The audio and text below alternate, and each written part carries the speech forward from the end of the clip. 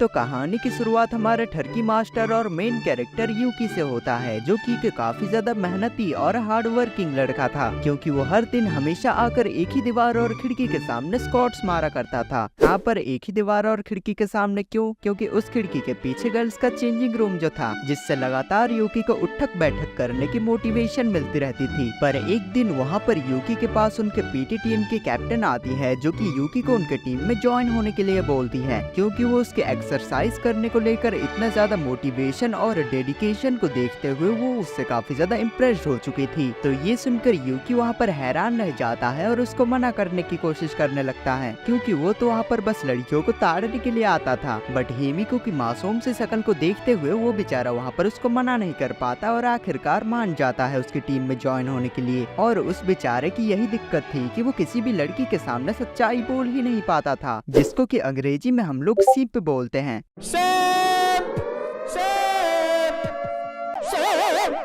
तो उनके सारे क्लासेस के खत्म हो जाने के बाद यूकी वहाँ पर अपने दोस्त अकीरा के साथ वापस से अपने घर जाने लगता है, जहाँ पर कि वो अकीरा को अपनी दिक्कत के बारे में बताता है कि वो किसी भी लड़की को मना नहीं कर पाता और ना ही वो उनसे अपने दिल की सच बात बोल पाता है। ये सुनकर अकीरा वहाँ पर यूकी से बोलता है कि वो फिक्र ना करे, उसके पास एक तरीका है। उसको उनके स्कूल के पीछे वाली पहाड़ी के ऊपर जाना चाहिए, जहाँ पर की एक स्टैचू है, और उसने ये सुन रखा है कि अगर वो जाकर उस स्टैचू को कुछ भी ऑफरिंग करेगा जो कि उसको नहीं चाहिए, तो फिर वो स्टैचू उस ऑफरिंग को ले जाकर किसी ऐसे इंसान को दे देगा जिसको कि उस चीज की जरूरत होती है, और उसके बदले उस स्टैचू का गॉड उस ऑफर करने वाले बंदे को कुछ ऐसी चीज देगा जिसकी कि उस बंदे को काफी ज्यादा जरूरत हो। ये सुनकर यूकी वहाँ पर इस चीज के बारे में सोचते हुए अपने घर जाता है, और रात में सोते वक्त भी वो उस स्टैचू के बारे में ही सोचे जा रहा था। और हालांकि वो ये जानता था कि ये किसी न किसी तरीके का मजाक है, पर फिर भी वो उस माउंटेन के ऊपर जाने लगता है। और वो अपने साथ अपना वाइफू पिलो भी लेके गया था कि इन केस अगर वो कैट वाला स्टैचू सच्ची में काम करता हो। एंड जैसे ही वो जाकर उस माउंटेन के टॉप के स्टैचू के पास पहुंचता है, तो फिर उसको वहाँ पर एक लड़की मिलती है, एंड वो भी वहाँ पर उस स्टैचू के लिए आई थी। तो वो लड़की वहाँ पर यूकी को अपने वाइफू पिलो के साथ देखकर उसको एक काफी बड़ा ठरकी इंसान समझती है, क्योंकि तुम्हें तो ये पता ही होगा कि वाइफू के पिलोस किस तरीके के होते हैं। इसीलिए वो लड़की यूकी से डर के मारे अपनी जान बचाकर भागने लग जाती है। तो यूकी भी उसके पीछे पीछे भागने लगता है, उसको ये समझाने के लिए कि उसको मिसअंडरस्टैंडिंग हुई है, वो कोई ठरकी नहीं बल्कि वो भी यहाँ पर उस स्टैचू के लिए ही आया है। एंड ऐसे ही भागते भागते आखिरकार यूकी वहाँ पर उस लड़की को पकड़ ही लेता है, और उसी चक्कर में वो वहाँ पर उसके ऊपर ही चढ़ गया था। एंड इस चीज से तो वहाँ पर वो लड़की और भी ज्यादा डर गई थी, इसलिए वो वहाँ पर उसको समझाते हुए ये एक्सप्लेन करता है कि वो जैसे समझ रही है वैसा कुछ भी नहीं है, वो कोई ठरकी इंसान नहीं बल्कि वो भी यहाँ पर उस स्टैचू के लिए आया है, और ये वाइफू पिलो तो वो यहाँ पर उस स्टैचू को ऑफर करने के लिए लाया है, ना कि उसके साथ कुछ कांड करने के लिए। तब ये सब चीजें सुनकर वहाँ पर उस लड़की को यूकी के ऊपर यकीन तो नहीं होता, पर फिर भी वो वहाँ पर उसके साथ बैठकर बातचीत करने लगती है, जहाँ पर कि वो लड़की यूकी को ये बताती है कि दरअसल वो यहाँ पर उस स्टैचू को अपने इमोशंस ऑफर करने के लिए आई है, क्योंकि उसे नहीं लगता कि उसे अपने इमोशंस की जरूरत है, बल्कि उसके बजाय तो वो उसकी वजह से और ज्यादा मुसीबत में पड़ जाती है। और यूकी भी वहाँ पर उस लड़की को ये बताता है कि वो यहाँ पर उस स्टैचू को अपने सिंप वाले कैरेक्टर को ऑफर करने के लिए आया है, क्योंकि वो लड़कियों के सामने सिंप बनता बनता थक चुका था। तो वो दोनों ही जाकर वहाँ पर उस कैट स्टैचू के सामने अपनी अपनी ऑफरिंग्स रखते हैं और उनके सामने अपने विश बताते हैं, जहाँ पर कि वो लड़की उस कैट स्टैचू को अपने हाथों से बने हुए कुछ राइस केक्स ऑफर करती है, और यूकी उस स्टैचू के सामने ले जाकर अपने वाइफू पिलो को ऑफर करता है, जहाँ पर देखते ही देखते कुछ ही देर में उस लड़की के राइस केक्स तो गायब हो जाते हैं, पर यूकी का वाइफू पिलो वहीं पर ही था। शायद उस कैट गॉड को भी यूकी का इतना ज्यादा ठरकी वाइफू पिलो नहीं चाहिए था। तो काफी देर तक इंतजार करने के बाद वो दोनों ही वहाँ से निराश होकर वापस आ जाते हैं, क्योंकि उन दोनों को अपने अंदर कुछ भी चेंजेस महसूस नहीं हो रहा था। बट उनको ये अंदाजा तक नहीं था कि अगले दिन उन दोनों के साथ क्या होने वाला है, क्योंकि जैसे ही अगले दिन यूकी जाकर अपने स्कूल में पहुंचता है, तो फिर उसको वहाँ पर कई सारी सुंदर लड़कियां दिखाई देती हैं, जिनके बारे में यूकी ना चाहते हुए भी अपने दोस्त अकीरा के सामने उनकी तारीफ करने लग जाता है। और ऐसे ही जाते जाते वो लोग वहाँ पर आखिरकार जाकर उनके क्लास के सबसे पॉपुलर लड़की के सामने पहुँच जाते हैं, जिसको कि एक लड़का वहाँ पर प्रपोज मारे जा रहा था, और वो लड़की वहाँ पर पर उसको काफी हार्श वे में रिजेक्ट कर देती है। और ऐसे वक्त पे नॉर्मली यूकी वहाँ पर तो कुछ भी नहीं बोलना चाहिए, पर इस बार वो वहाँ पर बोलता है और ये कहता है कि अरे तुम लोग इस छपरी लड़की को इतना ज्यादा इम्पोर्टेंस क्यों दे रहे हो?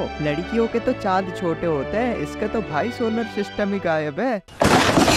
ये सुनकर वहाँ पर उस लड़की के साथ साथ खड़े खड़े वहाँ पर सारे स्टूडेंट्स भी बिल्कुल हैरान रह जाते हैं और वो लड़की गुस्से में जाकर वहाँ पर यूकी को पकड़ लेती है, क्योंकि भले ही उसकी बात कड़वी थी पर सच्ची थी। पर फिर तब हमारा मेन कैरेक्टर वहाँ से उससे माफी मांगते हुए भागने लग जाता है, क्योंकि उसको पूरी की पूरी क्लास के सामने अपनी कुटाई नहीं करवानी थी। तो ऐसे ही वहाँ पर भागते भागते जाकर वो एक जगह पर हिमिको से टकरा जाता है, जो कि उसको पकड़ कर उससे पूछती है कि वो इस तरीके से इतनी तेज क्यों भाग रहा है, ये काफी ज्यादा खतरनाक हो सकता है। तभी अचानक से वहाँ पर यूकी के अंदर का ठरकी इंसान जाग जाता है और अपने विश के चलते वो वहाँ पर उस हिमिकावा से बोलता है कि भले ही वो उससे उम्र में काफी ज्यादा बड़ी है, पर फिर भी उसके चांद कमाल के हैं, इसलिए वो अपने चंद्रयान से उसके चांद पे जाकर मून लैंडिंग करना चाहता है, वो भी एक झंडे के साथ। एंड ये सुनकर हिमिको के साथ साथ वहाँ पर बेचारा यूकी भी सदमे में चला जाता है, क्योंकि ये सब चीजें बस उसके दिमाग में चल रही थी और उसको ये नहीं लगा था कि वो ये सब चीजें अपने मुंह से भी बोल देगा। तो इसी वजह से उसको लेकर उनके पूरे क्लास के सामने ऐलान हो जाता है कि यूकी एक अखंड लेवल का अश्लील इंसान है। और जब इस चीज को लेकर हमारा मेन कैरेक्टर वहाँ पर बेचारा दुखी पड़ा था, तभी उसके पास वहाँ पर उससे मिलने के लिए एक लड़की आती है और उससे टकरा कर जाकर उसके ऊपर गिरने के बाद वो उसको रिकॉग्नाइज कर लेता है कि ये तो वही लड़की है जो कि उसको माउंटेन के टॉप पे मिली थी। और फिर वो लड़की भी वहाँ पर यूकी के सामने अपने आप को आकाने नाम से इंट्रोड्यूस करती है और फिर वो दोनों ही मिलकर साथ में उस माउंटेन के टॉप पे जाते हैं उस वाले स्टैचू को देखने के लिए। और अब तक तो वहाँ पर आकाने के इमोशंस भी जा चुके थे, जैसा कि उसने विश किया था, यानी कि उन दोनों की विश पूरी हो चुकी है। पर अब उनको ये रियलाइज हो रहा था कि वो जिन चीजों को इतना ज्यादा यूजलेस समझते थे वो उन लोगों के लिए कितनी ज्यादा जरूरी है। तो वो दोनों वहाँ पर सोचने लगते हैं कि वो दोनों अपने विशेष को कैसे रिवर्स करेंगे। तभी आकाने वहाँ पर यूकी को एक आइडिया देती है कि उन्हें किन्हीं ऐसे लोगों को ढूंढना होगा जो कि अपनी उन चीजों को देना चाहते हो जो कि उन्हें जरूरत है। जैसे कि यूकी को झूठ बोलने की ताकत चाहिए और आकाने को अपने इमोशंस एक्सप्रेस करने की ताकत चाहिए। बट वो जैसे ही अगले दिन जाकर अपने स्कूल में पहुंचते हैं तो फिर हिमी को आकर वहाँ पर यूकी को एक चाटा मार के उसका गाल सुझा देती है, क्योंकि जो उसने पिछले दिन इतने सारे लोगों के साथ उसके चांद के बारे में बोला था। इसलिए यूकी को ले जाकर उनके नर्स ऑफिस में कुछ पट्टी वट्टी लगाई जाती है। तभी उनके पास वहाँ पर आकाने आ जाती है और उसको उकसाते हुए ये बोलती है कि उसे लड़कियों से इस तरीके से बात नहीं करनी चाहिए और भले ही वो उन वाले लड़कियों से झूठ नहीं बोल सकता, पर कम से कम वो अपने दिमाग में तो उन लड़कियों के बारे में ऐसी चीजें ना सोचे। और उनके इन शोर शराबे की वजह से वहाँ पर एक लड़की गुस्सा होकर उनको साथ रहने के लिए बोलती है और ये लड़की असल में दरअसल वही रिन नाम की लड़की होती है जिसका कि प्रपोजल के वक्त यूकी ने मजाक उड़ाया था। तभी उसको देखकर यूकी को वहाँ पर ये रियलाइज हो जाता है कि सभी लोगों के सामने अपनी इमेज को सुधारने के लिए उसको क्या करना है। उसको इस रिन नाम की लड़की के साथ रहना है और उसके आसपास घूमना है, क्योंकि वो एक काफी ज्यादा रेपुटेड और रॉयल टाइप की लड़की थी। एंड अगर यूकी भी उसके साथ घूमने लग गया तो फिर उसके साथ रहने से यूकी के इमेज में भी काफी सुधार आ सकता है। इसलिए यूकी भागते हुए उसके पास जाता है और उससे बोलता है कि रिन भले ही कुछ भी हो जाए मुझे तुम्हारे साथ रहना है। फिर वो जाकर उसके टांग को पकड़कर उससे बोलता है कि वो भले ही उसको अपना डॉगी बना ले पर फिर भी वो उसके साथ ही रहेगा। और रिन तब वहाँ पर बिल्कुल हैरान रह जाती है और यूकी से पूछती है कि वो ऐसा क्यों बोल रहा है और उसका डॉगी क्यों बनना चाहता है। तब यूकी उससे बोलता है कि ताकि मैं तुमको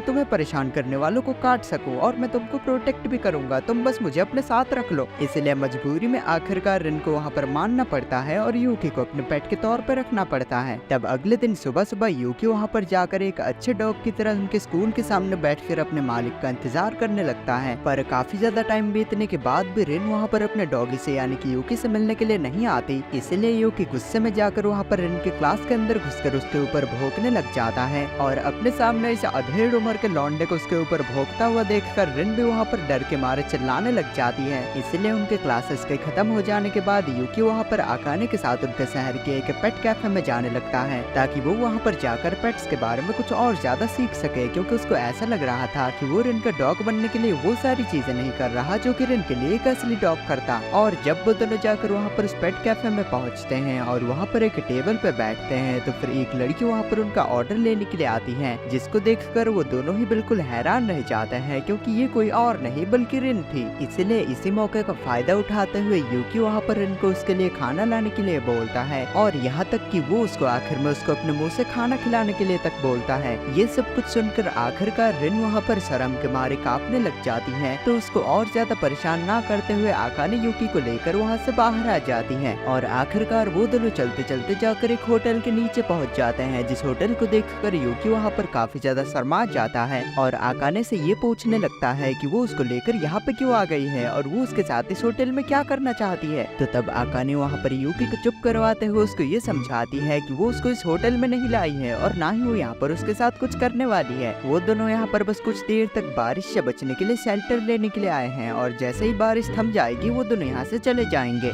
ये सुनकर वहाँ पर यूकी के दिल को थोड़ा सा सुकून मिलता है, और फिर जब वो दोनों वहाँ से वापस जाने लगते हैं तो तब अचानक से उनके सामने वापस से रिन आ जाती है, जो कि एक कंस्ट्रक्शन साइट पे एक दूसरे तरीके का जॉब कर रही थी। जो देखकर आकाने और यूकी वहाँ पर ये समझ जाते हैं कि लोग जैसे समझते हैं कि रिन एक काफी ज्यादा अमीर और अयाश लड़की है, वो वैसे बिल्कुल भी नहीं है, बल्कि वो तो एक काफी ज्यादा हार्ड वर्किंग और अच्छी लड़की है, जो कि अपना घर और खर्चा पानी चलाने के लिए कई सारे पार्ट टाइम जॉब्स करती है। इसलिए जब अगले दिन यूकी जाकर उनके क्लास में रिन से उसकी सच्चाई के बारे में पूछता है, तो रिन वहाँ पर पहले तो थोड़ी सी दुखी और परेशान हो जाती है कि वो उसके जॉब्स के बारे में सबको बताकर उसका मजाक उड़ाने वाले हैं। पर फिर वो यूकी से बोलती है कि हाँ ठीक है, मुझे इससे कुछ फर्क नहीं पड़ता, भले ही तुम मेरी जॉब्स के बारे में सबको बता दो। ये बोलकर रिन वहाँ से जाने लग जाती है, पर यूकी जाकर उसको रोकते हुए ये बोलता है कि उसके ये बताने का मतलब ये नहीं था कि वो उसका मजाक उड़ाना चाहता है या फिर उसको परेशान करना चाहता है, बल्कि उसको तो काफी ज्यादा काम रहता होगा, इसलिए वो यहाँ पे बस उसको ये पूछने के लिए आया था कि क्या वो संडे को उसके साथ घूमने चलेगी, क्योंकि उसको भी अपनी लाइफ को थोड़ा बहुत एंजॉय करना चाहिए। तब रिन उससे पूछती है कि क्या ये किसी तरीके का डेट है, तो यूकी उसको बताता है कि हाँ यही समझ लो। तो रिन वहाँ पर यूकी के उस इनविटेशन को एक्सेप्ट करते हुए वहाँ पे ये बोलते हुए जाने लग जाती है कि उसको कभी कभार अपने पेट को भी थोड़ा बहुत रिवॉर्ड कर देना चाहिए। तब रिन के जाने के बाद आकाने आकर यूकी से पूछती है कि वो रिन से किस बारे में बात कर रहा था, तो यूकी वहाँ पर आकाने को उसके और रिन के डेट के बारे में बताता है, जो सुनकर आकाने पहले तो वहाँ पर कुछ रिएक्ट नहीं करती, पर अगले ही दिन हम लोग देखते हैं कि आकाने छुपकर यूकी और रिन के डेट के ऊपर उन दोनों के ऊपर नजर रख रही थी। फिर तब हमें वहाँ पर यूकी के डेट का एंगल दिखाया जाता है, जहाँ पर कि वो रिन को पहले लेकर एक वेडिंग स्टोर पे जाता है, जहाँ पर कि शादी करने वाले जोड़े अपने कपड़े खरीद के लिया करते थे। बट रिन को घुमाते घुमाते ही यूकी के पेट में वहाँ पर थोड़ा बहुत दर्द होने लग जाता है, इसलिए वो रिन को लेकर एक क्लिनिक पे आ जाता है, जहाँ पर कि वो अपने लिए थोड़ी बहुत दवाइयाँ खरीद सके। पर इसका मतलब रिन वहाँ पर कुछ और ही समझ लेती है, और वो दौड़ते हुए आकर वहाँ पर यूकी के पेट पे एक खींच के घूसा मार देती है। देन वो उसका कॉलर पकड़कर उससे पूछती है कि वो यहाँ पर क्या खरीदने के लिए आया है। अपनी डेट से ठीक पहले वो उसको लेकर एक क्लिनिक पे आया है, फिर वो उसको लेकर एक होटल में जाएगा और फिर पता नहीं क्या क्या करेगा। तब यूकी उसको समझाने लगता है कि दरअसल उसके पेट में दर्द हो रहा था, इसलिए वो यहाँ पर दवाई लेने के लिए आया था, पर उसके घूसे की वजह से उसका पेट दर्द बिल्कुल गायब हो चुका है और उसको किसी भी दवाई की जरूरत नहीं है। तब उन दोनों के बीच में वहाँ पर आकाने आ जाती है, जो कि उन दोनों को आपस में एक दूसरे से लड़ने से रोकती है। बट इसी चक्कर में वहाँ पर आकाने और रिन के बीच में इस बात पर लड़ाई हो जाती है कि यूकी को ज्यादा अच्छी तरीके से कौन जानता है। बट जबकि अब आकाने उन दोनों के सामने आ ही चुकी थी, तो फिर उन दोनों के आगे के डेट में भी वो उन दोनों के साथ ही रहती है। एंड उनके डेट के खत्म हो जाने के बाद यूकी वहाँ पर रिन से पूछता है कि क्या उसको इस बार मजा आया, और अगर वो चाहे तो वो इस तरीके से उनके साथ दोबारा भी आ सकती है, क्योंकि वो उसके दोस्त हैं। पर ये सुनकर अचानक से पता नहीं क्यों रिन वहाँ पर अपसेट हो जाती है और उन दोनों को बाथरूम जाने का बोलकर वहाँ से चुपचाप बाथरूम चली जाती है। उसके जाने के बाद जब वहाँ पर यूकी और अकाने बस अकेले बैठे हुए थे, तभी उनके पास वहाँ पर हिमिको आ जाती है, जो कि उन दोनों को साथ में बैठा हुआ देखकर ये समझती है कि यूकी वहाँ पर अकाने के साथ डेट पे आया है, इसलिए वो वहाँ पर यूकी के ऊपर चिल्लाते हुए उससे लड़ने लग जाती है, क्योंकि वो असल में अकाने की बड़ी बहन थी और वो ये भी जानती थी कि यूकी एक कितना अखंड लेवल का ठरकी इंसान है। इसलिए यूकी अपनी जान बचाने के लिए वहाँ पर जैसे तैसे हिमिको के चांद दबाकर वहाँ से भाग जाता है, पर उसके वहाँ से दूर जाने से पहले ही अकाने वहाँ पर उसके हाथ पे काट कर उसको रोक लेती है और उसको बोलती है कि वो इसे रिन को अकेला छोड़कर इस जगह पर नहीं जा सकते, उसको जाकर उसको वापस लेके आना होगा। और उसी वक्त दूसरी तरफ हमें रिन का सीन दिखाया जाता है, जो कि यूकी और अकाने को ढूंढते ढूंढते जाकर उनके पुराने दोस्तों के पास पहुंच गई थी, जो कि वहाँ पर रिन का मजाक उड़ाते हुए उसको ये बोलने लगते हैं कि वो तो इतनी ज्यादा लोनली है कि वो यहाँ पर भी अकेले ही आई होगी, तो फिर वो यहाँ पर ऐसे हांडते हुए किसको ढूंढ रही है। ये सुनकर रिन बेचारी वहाँ पर अपसेट होकर चुपचाप वहीं पे बैठ जाती है और जब काफी काफी देर बाद वहाँ पर यूकी और अकाने जाकर उसके पास पहुँचते हैं तो रिन उनसे गुस्से में सीधे मुँह बात तक नहीं करती और उनसे ये बोलती है कि वो कहाँ चले गए थे। वो खुद को उसका दोस्त बताते हैं, पर जब उसको दोस्तों की जरूरत होती है वो तभी उसको छोड़ के चले जाते हैं। ये बोलकर रिन वहाँ से गुस्से में अपने घर वापस चली जाती है। और फिर जब उसी दिन रात को माउंटेन के टॉप पर आकाने और यूकी बैठ के साथ में बातचीत कर रहे थे, जहाँ पर कि यूकी आकाने से बोलता है कि उसे रिन के लिए काफी ज्यादा बुरा लग रहा है और वो इस चीज के लिए रिन से माफी भी मांगना चाहता है, पर उसको समझ में नहीं आ रहा कि वो रिन के सामने जाकर क्या बोलेगा। तो आकाने यूकी से बोलती है कि अगर वो जाकर रिन से माफी मांगना चाहता है तो फिर वो आराम से जाकर मांग सकता है, इसमें कोई बड़ी बात नहीं है। और ऐसा भी तो नहीं है कि माफी मांगने का कोई प्रॉपर कोड होता है, उसे जैसा सही लगे वो रिन से उस तरीके से माफी मांग सकता है। पर सबसे जरूरी चीज वो माफी रिन को समझ में भी आनी चाहिए। इसलिए ये सुनकर अगले ही दिन यूकी जाकर वहाँ पर रिन के पुराने दोस्तों से बातचीत करने लगता है कि वो इतनी ज्यादा परेशान क्यों रहती है। तब रिन के दोस्त उसको बताते हैं कि दरअसल पहले भी रिन एक आम से लड़की की तरह ही हुआ करती थी, वो उसके साथ मजाक वगैरह भी किया करते थे, पर वो उन चीजों को ज्यादा दिल पे भी नहीं लेती थी। पर एक दिन जब वो सब लोग एक ट्रिप पे घूमने के लिए गए थे तो फिर मजाक मजाक में उन लोगों ने रिन को एक स्टेशन पे बैठने को बोल दिया और वो लोग उसको बिना बताए ही वहाँ से अपने अपने घर वापस आ गए। इसलिए रिन को वहाँ पर पूरी रात उसी स्टेशन पे अकेले बैठे बैठे ही बितानी पड़ी और तब से ही उसका दोस्तों के ऊपर से भरोसा उठ गया और वो हमेशा ही लोनली रहने लग गई।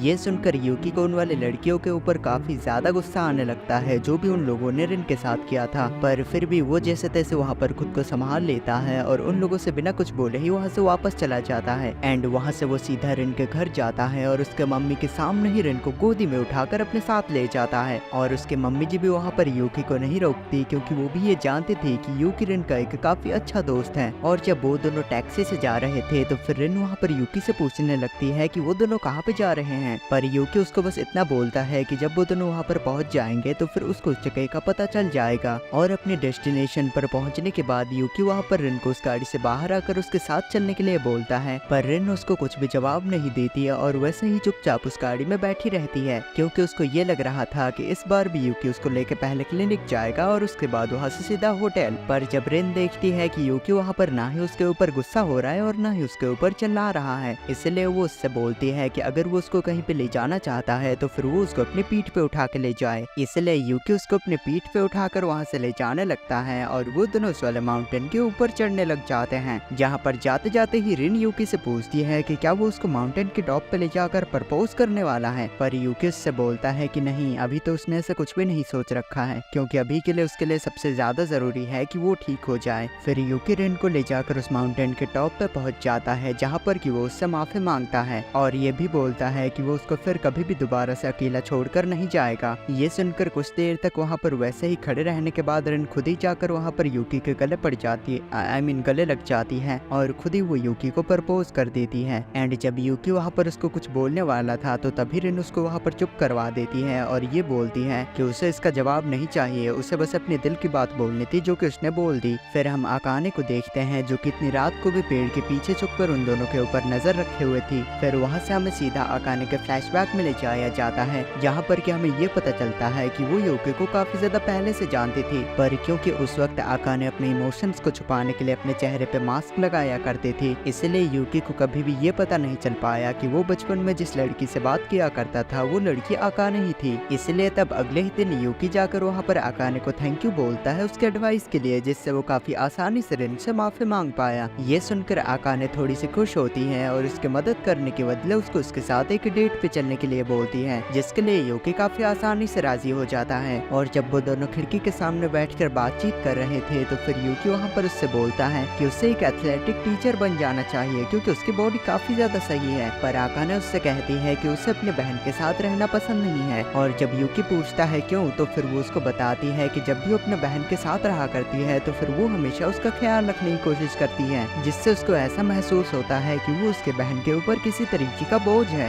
इसलिए उसी ही दिन यूकी वहाँ पर हिमिको से बातचीत करने के लिए जाता है, पर जैसे ही वो जाकर हिमिको के नजरों के सामने पहुँचता है तो फिर उसको हिमिको की तरफ से एक तड़कती भड़कती हुई धमकी मिल जाती है कि वो उसके बहन से दूर रहे। इसलिए वहाँ पर उस वाले मामले को शांत करने के लिए यूकी ये बोल देता है कि दरअसल वो तो उसका जुड़वा भाई गोहान था जो कि एक काफी ज्यादा अच्छा और होनहार लड़का है। इसलिए उसकी इस बात पे हिमिको भी राजी हो जाती है। एंड जब उनके क्लासेस के खत्म हो जाने के बाद वो आकाने के साथ वापस घर जा रहा था तो फिर आकाने उससे बोलती है कि उसने कहा था ना कि वो उसके साथ डेट पे जाएगा। ये बोलकर वो यूकी को अपने साथ लेकर एक कॉस्ट्यूम शॉप पे आ जाती है जहाँ पर कि काफी अलग अलग तरीके के कॉस्ट्यूम्स थे और आकाने यूकी से पूछती है कि उसको किस तरीके का कॉस्ट्यूम पसंद है और यूकी वहाँ पर मजाक में उससे बोलता है कि कॉस्ट्यूम्स तो सारी अच्छी होती है पर जो लड़की स्विम सूट में होती है ना क्या मस्त लगती है। पर इस बात को आकाने वहाँ पर कुछ ज्यादा ही सीरियसली ले लेती है और वो दौड़ते हुए चेंजिंग रूम की तरफ जाने लगती है। इसीलिए यूकी भी उसके पीछे जाने लगता है उसको रोकने के लिए, पर जब तक वो जाकर वहाँ पे पहुँचता है तो तब तक आकाने ने वहाँ पर अपने कपड़े डिलीट कर दिए थे। इसीलिए डिनर के वक्त वहाँ पर यूकी आकाने से माफी मांगने लगता है कि उसको इस तरीके से अचानक से उसके चेंजिंग रूम में नहीं घुसना चाहिए था और आकाने उसको काफी ज्यादा आसानी से माफ कर देती है क्योंकि उसने जानबूझ के ही अपने चेंजिंग रूम का डोर लॉक नहीं किया था। तो उनके डेट के खत्म हो जाने के बाद वो दोनों अपने घर वापस चले जाते हैं और अगले ही दिन शाम को वहाँ पर यूकी हिमिको को उस वाले माउंटेन के टॉप पे बुलाता है जहाँ पर कि वो हिमिको को इस बात के लिए चैलेंज करता है कि वो उसका ठरकी मास्टर बनना चाहता है और अगर हिमिको ने यूकी को एक फाइट के अंदर नहीं हराया तो फिर उसको यूकी को अपने ठरकी मास्टर के तौर पर एक्सेप्ट करना होगा। और जैसे ही हिमिको वहाँ पर यूकी के ऊपर गुस्से में हमला करने लग जाती है तो फिर वो हिमिको के चेहरे के सामने एक पेपर दिखा देता है जिसके अंदर के हिमिको के सारे प्लान्स लिखे हुए थे कि कैसे वो दूसरे देश में जाकर पढ़ाई करना चाहती है, पर क्योंकि उसकी एक छोटी सी बहन है इसीलिए वो उसको अकेले छोड़कर कहीं भी नहीं जाएगी। तभी वहाँ पर आकाने आ जाती है और अपनी बड़ी बहन हिमिको से पूछती है कि क्या ये सच है। तो पहले ये सुनकर हिमिको वहाँ पर बहाने बनाने लगती है पर आखिरकार वो इस चीज को मान ही जाती है और जाकर आकाने को अपने गले से लगाकर बोलती है कि उसे उसकी काफी ज्यादा फिक्र होती है, इसीलिए वो कभी भी उसको अकेला छोड़कर नहीं जाना चाहती। और बातों ही बातों में हिमिको को वहाँ पर ये पता चलता है कि एक स्टैचू के विश के चलते आकाने ने अपने सारे इमोशंस खो दिए हैं। ये पता चलते ही हिमिको की वहाँ पर चीख निकल जाती है और वो जल्दी से जाकर वहाँ पर उस वाले स्टैचू के सर पे अपनी चड्डी को निकाल कर पहना देती है क्योंकि उस वक्त उसके पास उस स्टैचू को ऑफर करने के लिए और कुछ भी नहीं था। और उस वाली चड्डी ऑफरिंग के बाद कुछ देर के बाद वो वाला स्टैचू चमकने लगता है और उसके अंदर से वहाँ पर एक राइस केक बाहर आता है जिसको खाने के बाद आकाने के सारे इमोशंस वापस से आ जाएंगे। पर उस राइस केक को खाने से पहले वो उस वाले राइस केक का आधा हिस्सा वहाँ पर यूकी को ऑफर करती है जिससे आकाने के साथ साथ यूकी का विश भी वापस से रिवर्स हो जाएगा। तो इसी तरीके से वहाँ पर कुछ हफ्ते हैप्पीली बीत जाते हैं पर एक दिन यूकी वहाँ पर देखता है कि अचानक से उसका घर बिना किसी सबूत के वहाँ से गायब हो चुका है। इसलिए जब अगले ही दिन आकाने जाकर वहाँ पर अपने वेयर हाउस में चेक करती है तो उसको ये पता चलता है कि यूकी वहाँ पर अपने पूरे सामान के साथ उसके वेयर हाउस में ही रह रहा है। एंड जब आकाने वहाँ पर यूकी से उसके यहाँ पर रहने की वजह पूछती है तो फिर यूकी वहाँ पर अपने प्रॉब्लम के बारे में बताता है कि किस तरीके से अचानक से बिना किसी सबूत के उसका पूरा का पूरा घर कहीं पे गायब हो चुका है। और यूकी की परेशानी सुनने के बाद वहाँ पर आकाने उसको अपने वेयर हाउस में रहने की परमिशन दे देती है क्योंकि उस वक्त तक बेचारे यूकी के पास और कहीं पे भी रहने की जगह तक नहीं थी। बट साथ ही साथ वो वहाँ पर यूकी से माफी भी मांगती है क्योंकि ये शायद उसकी गलती हो सकती है क्योंकि उसने वो विश मांगते वक्त अपने मन ही मन में सोचा था कि काश कितना अच्छा होता कि वो सब लोग एक साथ एक ही घर में रह पाते। देन कुछ ही दिनों के बाद उनके सामने एक और नई मुसीबत खड़ी हो जाती है। उनके यहाँ पर एक काफी बड़ा सा तूफान आ जाता है, इसीलिए बेचारे यूकी को जाकर वहाँ पर आकाने के घर में रिन और हिमिको के साथ रहना पड़ता है क्योंकि उस तूफान की वजह से उनके वेयर हाउस में पानी भर चुका था। बट ये सिचुएशन वहाँ पर और भी ज्यादा बदतर हो जाती है जब आकाने के घर में भी पानी लीक होने लगता है। इसलिए वो सब लोग वहाँ पर उनके सेकंड फ्लोर पे चले जाते हैं ताकि वो लोग वहाँ पर बिना भीगे शांति से सो सके। पर पता नहीं क्यों तब भी वहाँ पर हिमिको काफी ज्यादा परेशान लग रही थी। इसलिए जब यूकी जाकर वहाँ पर हिमिको से इसके पीछे की वजह पूछता है तो फिर वो बताती है कि उसको इस बात के लिए डर लग रहा है कि कहीं उसका सीक्रेट कमरा इस तूफान की वजह से गीला ना हो जाए। और ये सुनकर वहाँ पर आकाने और रिन बिल्कुल हैरान रह जाते हैं क्योंकि उन दोनों को ये बिल्कुल भी पता नहीं था कि हिमिको का कोई एक सीक्रेट कमरा भी है। एंड जब वो सब लोग वहाँ पर जिद करते हुए जाकर हिमिको के सीक्रेट कमरे में पहुँचते हैं तो फिर उस कमरे को देखकर वो सभी लोग वहाँ पर बिल्कुल हैरान रह जाते हैं क्योंकि उस कमरे में काफी सारी स्पेस की मैगजीन्स भरी हुई थी जिसको देखकर वो सभी लोग वहाँ पर हिमिको को काफी अजीब तरीके से देखने लगते हैं। तो हिमिको वहाँ पर बोलती है कि वो उसको इतने अजीब तरीके से क्यों देख रहे हैं, इसमें अजीब बात क्या है, इन सारी मैगजीन्स को तो लड़की भी जमा करते हैं, इसमें कोई बड़ी बात नहीं। पर तब भी वो सभी लोग वहाँ पर उसको काफी अजीब तरीके से बस घूरते ही रहते हैं। फिर देखते ही देखते कुछ ही वक्त बाद वो तूफान वहाँ पर खत्म हो जाता है। इसलिए हिमिको वहाँ पर यूकी को अपने साथ लेकर मार्केट में कुछ सब्जियाँ खरीदने के लिए जाती है क्योंकि उनके घर में सारी सब्जियाँ खत्म हो चुकी थी। बट मार्केट में पहुँचने के बाद हिमिको वहाँ पर अपने असली इंटेंशंस दिखाती है और यूकी से बोलती है कि वो उसको अपना फैमिली मेंबर बनाना चाहती है। और यूकी के साथ थोड़ी सी पप्पी झप्पी भी कर वो उसको ये एहसास दिला देती है कि वो उसको अपने फैमिली फैमिली में किस तरीके से चाहती है। और बेचारा यूकी वहाँ पर इस सदमे से बस उभरने ही लग रहा था कि तभी उसकी नजरें वहाँ पर रिन पे पड़ती है, जो कि थोड़ी सी दूर पे खड़ी होकर उन दोनों की ये पप्पी झप्पी वाली हरकतें देख रही थी। इसलिए यूकी भागते हुए उसकी तरफ जाने लगता है, उसको ये समझाने के लिए कि उसको गलतफहमी हुई है। पर वो बेचारी वहाँ पर यूकी को उसकी तरफ आता हुआ देखकर वहाँ से डर के भाग जाती है कि कहीं ये ठरकी हिमिको के बाद उसके साथ ना कुछ कर बैठे। देन फिर कुछ दिनों बाद जब यूकी वहाँ पर आकाने को अपने साइकिल पे बिठा के उनके स्कूल ले जा रहा था, तो तभी उसको वहाँ पर ये रियलाइज होता है कि रिन एक जगह पर छुपकर उसको देख रही है और वो उसी दिन से उसके ऊपर छुप छुप कर बस नजर ही रखे जा रही थी। एंड इसलिए जब यूकी वहाँ पर उसको हाय बोलने की कोशिश करता है तो फिर वो बेचारी फिर से वहाँ पर डर के वहाँ से भाग जाती है। और तब यूकी वहाँ पर और कुछ तो नहीं कर सकता था, इसलिए वो फिर से वहाँ पर आकाने को लेकर उनके स्कूल जाने लगता है। तभी अचानक से आसमान से उसके चेहरे पे एक गुलाबी बालों वाली लड़की आकर गिरती है। और गुलाबी बालों से मेरा मतलब था कि उसके सर के गुलाबी बाल, ना कि किसी और जगह के। खैर तो फिर वो लड़की वहाँ पर यूकी के चेहरे पे गिरने के बाद उसको ओनी-चैन बोलने लग जाती है। इसलिए उनके बीच में यूकी के दोस्त अकीरा को आना पड़ता है, जो कि वहाँ पर उस लड़की को यूकी से दूर हटाता है और यूकी से माफी मांगते हुए बोलता है कि ये उसकी बहन कोको है, जो कि थोड़ी सी अड़ियल और ठरकी सी है, इसलिए वो गलती से उसके ऊपर चढ़ गई। ये सुनकर यूकी वहाँ पर कोको को माफ तो कर देता है, पर उसको ये समझ में नहीं आता कि कोको उससे ही इतना ज्यादा क्यों लगाव दिखा रही है। एंड इससे पहले कि यूकी वहाँ पर अकीरा से और ज्यादा कुछ बोल पाता, अकीरा वहाँ पर कोको की जिम्मेदारी यूकी के सर पे लाद देता है और उससे बोलता है कि उसको कुछ जरूरी काम है, इसलिए कुछ देर के लिए यूकी को ही कोको का ख्याल रखना होगा। और उसके साथ तो आकाने भी है, तो फिर वो दोनों कोको का काफी आसानी से ख्याल रख लेंगे। ये सुनकर बेचारे यूकी को मजबूरी में आकारी की बात माननी ही पड़ती है, क्योंकि वो उसका दोस्त जो ठहरा। फिर उसके बाद यूकी वहाँ पर कोको को ले जाकर उनके स्कूल में घुमाने लगता है और सारी जगहें दिखाने लगता है। पर जब वो दोनों आखिरकार जाकर एक जगह पर बैठकर आराम करने लगते हैं, तो फिर कोको वहाँ पर यूकी से एकदम मेन सवाल पूछती है कि आज तक वो कितनी सारी लड़कियों के साथ चांद पे गया है झंडा गाड़ने। तो तब यूकी उसको बोलता है कि अरे मेरी तो किस्मत ही खराब है, मैं तो आज तक एक झंडा तक नहीं बना पाया, गाड़ने क्या खाक जाऊंगा चांद पे। इसलिए ये सुनकर कोको वहाँ पर हंसते हुए यूकी को एक एमुलेट दिखाती है, और ये कोई खाने वाला अंडे का ऑमलेट नहीं था, बल्कि एक मैजिकल एमुलेट था।